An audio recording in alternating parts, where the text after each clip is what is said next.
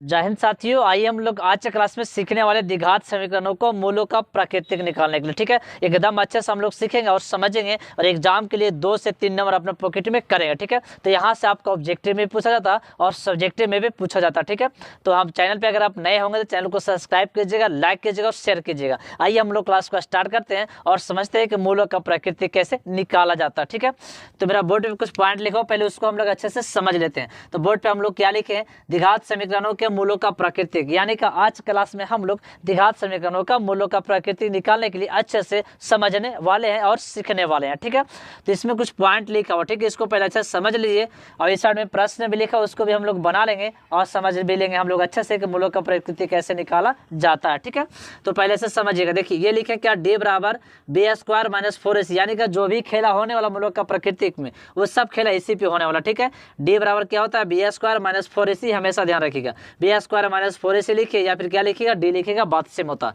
देखिए मूलों का प्राकृतिक क्या निकाला, मूलों का प्राकृतिक, उसके लिए सूत्र होता है। तो उसके लिए मूलों का प्राकृतिक जो होता है 3 रूप में होता है। कितने रूप का होता है? 3 रूप का। ठीक है, एक होगा मूलों का प्राकृतिक 0 से बड़ा होगा, एक होगा 0 के बराबर और एक होगा 0 से छोटा। ठीक है, तो आप थोड़ा सा समझिएगा अच्छे से।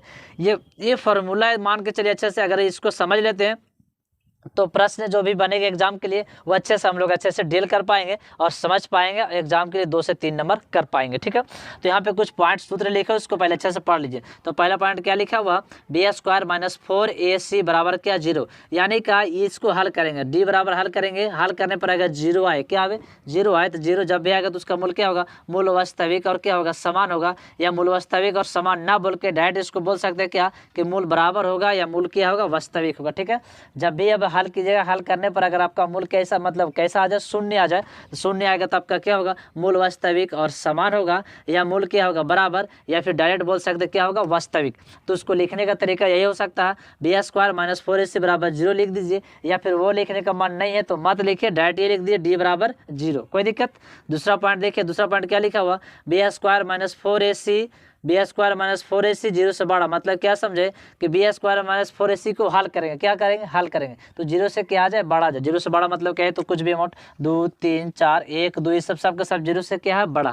तो 0 से बड़ा आ जाए तो उसको हम लोग क्या बोलेंगे, मूल वास्तविक और असमान। 0 से बड़ा है तो उसको क्या बोलेंगे, मूल वास्तविक और असमान। 0 से बड़ा बोल सकते हैं लिखने के लिए, नहीं तो डायरेक्ट हम लिख सकते हैं क्या, डी बराबर 0 से बड़ा, बी स्क्वायर माइनस 4ac 0 से बड़ा, या तो क्या लिख सकते हैं, डी 0 से बड़ा, कोई दिक्कत, अच्छे से कर सकते हैं। यहाँ देखिए तीसरा क्या लिखा हुआ, तीसरा लिखा हुआ बी स्क्वायर माइनस 4ac, यानी कि फिर उसी को हम लोग हल करेंगे। तो हल करने पर क्या आएगा, 0 से छोटा। सवाल आता है सर कि 0 से छोटा कैसे अमाउंट आता है, तो 0 छोटा यानी कि माइनस में, जितना भी माइनस में अंक है, देख लीजिए जितना भी सब माइनस में अंक आएगा ये सब के सब 0 से क्या होता है, छोटा होता है। 0 से क्या होता है, छोटा। माइनस में सभी अंक जो आता है उसको 0 से क्या बोलते हैं, छोटा। तो जब भी ऐसा 0 छोटा आएगा, या तो 0 छोटा आएगा उसको क्या बोलेंगे, मूल वास्तविक नहीं, यानी कि 0 से छोटा आएगा उसका मूल होगा ही नहीं, मतलब मूल निकलेगा नहीं। इससे पता चलता है कि माइनस वाला मूल नहीं होता, प्लस वाला हो सकता है, शून्य हो सकता है, लेकिन माइनस मूल्य नहीं होता। तो जब भी आपका माइनस में आ जाएगा, 0 छोटा है, उसको डायरेक्ट बोलेंगे कि मूल वास्तविक नहीं होगा, कोई दिक्कत। ये सब लिखने का सिंबल है।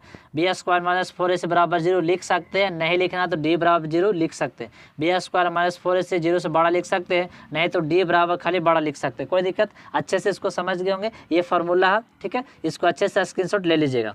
तो इधर कुछ प्रश्न लिखा हुआ, इसको पहले अच्छे से हम लोग प्रश्न को पढ़ लेते हैं और निकालने के लिए भी हम लोग सीख लेंगे। ठीक है, तो इसको फिर से आप रिवीजन मार लीजिए। क्या बताया कि मूलों की प्रकृति में 3 चीज ध्यान देना। पहला काम कि 0 से क्या होगा, बड़ा होगा, 0 से क्या होगा, बड़ा। पहला काम 0 से क्या होगा, बड़ा। दूसरा क्या होगा, छोटा होगा। दूसरा क्या होगा, छोटा।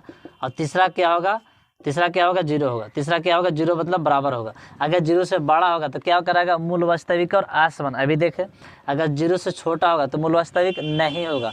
अगर 0 होगा, मूल्य कैसा होगा, 0 होगा तो मूल वास्तविक होगा, मूल समान होगा, और मूल कैसा होगा, बराबर होगा, कोई दिक्कत। जो यहाँ पॉइंट अभी लिखे हैं वही चीज़ को अभी हम समझा दे रहे हैं, अच्छे समझ, जो खेला सब इसी पे है। ठीक है, तो आप प्रश्न जो दिया उसको हम लोग प्रश्न बना लेते हैं। ठीक है, अच्छे से प्रश्न को बना लेते हैं। तो प्रश्न क्या लिखा हुआ बोर्ड पे देख लीजिए। पहला मेरा बोर्ड पे 4 प्रश्न लिखा हुआ, क्या लिखा हुआ प्रश्न, निम्नलिखित समीकरणों को मूलों का प्राकृतिक ज्ञात करें। निम्नलिखित समीकरणों को मूलों का, यहाँ लिखाएगा मूलों का, क्या लिखाएगा, मूलों का। निम्नलिखित समीकरणों का निम्नलिखित समीकरणों को मूलों का प्राकृतिक ज्ञात करें। मूल का प्राकृतिक ज्ञात करें भी लिख सकता, मूलों का भी प्राकृतिक ज्ञात करें ये भी लिख सकता। तो मेरा बोर्ड पे 4 प्रश्न लिखा हुआ, ये चारों प्रश्न में से अगर ये 2 प्रश्न भी अगर हम बना दें तो आप 2 प्रश्न खुद से बना लीजिएगा, ठीक है। तो हम चलिए पहला प्रश्न को बनाते हैं। तो पहला प्रश्न मेरा बोर्ड पे क्या लिखा हुआ 2x² - 6x + 3 = 0। कोई दिक्कत, अच्छे समझिएगा, एकदम अच्छे समझिएगा, दम समझ में आवेगा, आपको नहीं आवेगा ऐसा नौबत नहीं कि नहीं आवेगा। तो क्या लिखें a बराबर, देखिए जो दिया वाला इसको क्या होगा, ये अभी जस्ट बताए थे कि द्विघात समीकरण होने का शर्त क्या होता है, ax² + bx + c = 0, यानी कि a का मान, ये b का मान, किसका मान, c का मान, ठीक है। तो a का मान हो जाएगा, ये b का मान, किसका मान हो जाएगा, c का मान। तो a का मान आपका कितना हो गया 2 और b का मान कितना हो गया -6 और c का मान कितना हो गया 3। कोई दिक्कत यहाँ तक? आप मूलों का प्राकृतिक निकालना, तो अब d बराबर फार्मूला हम जानते हैं क्या होता है, b² - 4ac, इसी पे हल कर देना, क्या कर देना, हल कर देना। तो हल कर दीजिए, तो b का मान कितना हो गया -6 का स्क्वायर कर देंगे -4, a का मान कितना हो गया 2, c का मान कितना हो गया 3। हल कीजिए तो कितना हो गया 6 × 36, अच्छे समझिए, ठीक है। और कितना हो गया 6 दूना 3 दूना 6, 6 दूना 4 दूना 8 3 24, यानी कि माइनस कितना हो जाएगा 24। इसको घटा लीजिए, घटेगा तो घटा लीजिए, तो घटेगा तो कितना हो जाएगा 2 यानी कि 1, यानी कितना हो गया 12। बताइए 0 से बड़ा या 0 से छोटा आया, तो सर 0 से बड़ा आया। और जब 0 से बड़ा है तो इसको लिख देंगे चूँकि b² - 4ac 0 से कैसा आया, बड़ा आया। आप b² - 4ac लिख सकते हैं। अगर ये नहीं लिखना है तो डायरेक्ट भी लिख सकते हैं क्या, d बराबर 0 से बड़ा, ठीक है। तो आप डायरेक्ट भी लिख सकते हैं क्या, d जो आया 0 से कैसा आया, बड़ा, d जो आया 0 से कैसा आया, बड़ा। और जब 0 से बड़ा आया तो बोल देंगे किस लिए इसका मूल होगा, 0 से बड़ा आया तो इसका मूल क्या होगा, लिख देंगे 0 से बड़ा आया तो क्या होगा, जब 0 से बड़ा होगा, देख लीजिए इधर लिख दिए हैं कि 0 से बड़ा आएगा, देख लीजिए 0 से बड़ा आएगा तो क्या कहेंगे, मूल वास्तविक और असमान। 0 से 0 के बराबर आएगा तो मूल वास्तविक समान होगा, और 0 से छोटा आएगा तो मूल वास्तविक नहीं होगा। तो यहाँ मेरा क्या आया, 0 से बड़ा आया, तो 0 से बड़ा यही बोला ना है, तो 0 से बड़ा है तो क्या बोलेंगे, मूल वास्तविक और असमान। कोई दिक्कत? तो यहाँ लिख देंगे क्या, मूल वास्तविक और असमान, क्या कहेंगे, मूल वास्तविक और असमान। कोई दिक्कत? पहला प्रश्न समझ में आ गया अच्छे से, ये आपका क्या हो गया आंसर। कोई दिक्कत? अच्छे से समझ गए होंगे ढंग से, बहुत बढ़िया से। आप देख लीजिए दूसरा प्रश्न को भी हम लोग बना देते हैं, ठीक है। तो पहला बना दिए हैं तो आप दूसरा खुद से बना लीजिएगा, तीसरा बना देते हैं तो चौथा खुद से बना लीजिएगा, ठीक है। चाहे चौथा बनाए चाहे तीसरा बनाए, दोनों क्या है, सेम है। तो चलिए हम लोग तीसरा को बना लेते हैं। तो तीसरा को बनाइएगा तो यहाँ से a और b और c का मानेगा। तीसरा लिख लीजिए, क्या मेरा बोर्ड पे है, तो तीसरा लिखा हुआ मेरा क्या है, लिखा हुआ 3x² - 4 रूट कितना लिखा हुआ 3x + 4 बराबर क्या लिखा हुआ 0। इसको मानेंगे तो इसको मानिएगा तो a बराबर आपका कितना हो जाएगा 3 और b बराबर आपका कितना हो जाएगा 4 - √3 और c बराबर आपका कितना हो जाएगा 4। कोई दिक्कत? इसको फार्मूला पे तोड़ लीजिए। तो फार्मूला क्या होता है, b² - 4ac, फटाक से तोड़ दीजिए। b² क्या होता है, d बराबर फार्मूला क्या होता है, b² - 4ac, फटाक से बैठा दीजिए। तो कितना हो गया आपका b का मान कितना हो गया -4 √3 का स्क्वायर -4, a का मान कितना है 3, c का मान कितना है 4। कोई दिक्कत? इसको अच्छे से बना लीजिए। अब देखिए दोनों का स्क्वायर होगा तो 4 का हो जाएगा 16, 3 3 9, 9 का वर्गमूल 3। इधर कीजिए 4 चौके 16, 16 तो कितना हो जाएगा 48। आप यहाँ देखिए 48 इधर भी 48 इधर भी, यानी घट के कितना आ गया 0, 0 के बराबर आ गया। डायरेक्ट यहाँ पे लिख सकते हैं चूंकि d जो है 0 कैसा है, बराबर, 0 के बराबर मतलब क्या समझे, 0 के बराबर, हर किए तो 0 के बराबर, देखिए ये लिखा हुआ d 0 बराबर। और जब d 0 बराबर है तो क्या बोलेंगे, मूल वास्तविक और समान बोल सकते हैं, या मूल बराबर या मूल वास्तविक, जो मन है आप बोल सकते हैं। तो यहाँ पे लिख दीजिए ये चूंकि क्या होगा, मूल वास्तविक होगा, क्या होगा, मूल वास्तविक, अच्छे से लिख दीजिएगा, क्या होगा, मूल वास्तविक होगा,